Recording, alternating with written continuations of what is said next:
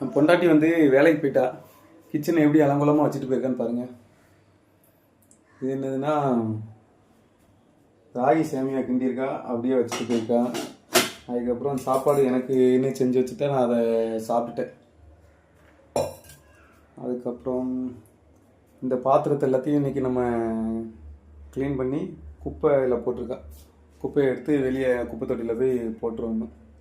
அதான் நமக்கு இன்றைக்கி டாஸ்க்கு. எல்லா வீட்லேயும் பசங்க தான் வேலைக்கு போவாங்க, பொண்டாட்டி வீட்டில் இருப்பாங்க.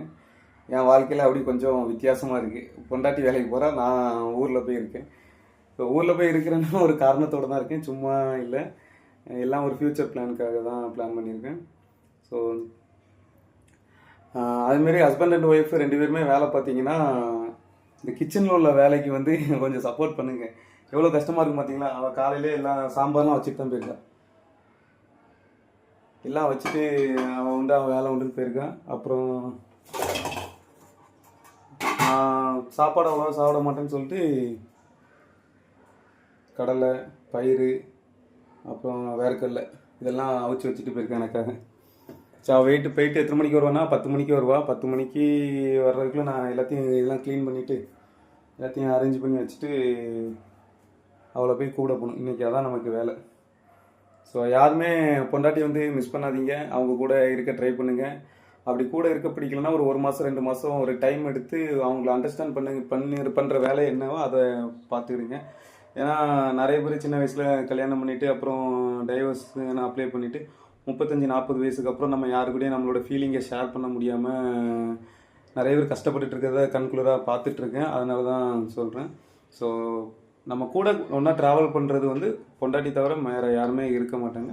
ஸோ நம்ம 2 பேரோட மைண்ட் செட்டு ஒரே கோட்டில் வச்சுட்டு நம்ம ட்ராவல் பண்ணால் கொஞ்சம் ஈஸியாக இருக்கும். இது வந்து என்னோடய அனுபவத்தை நான் ஷேர் பண்ணுறேங்க.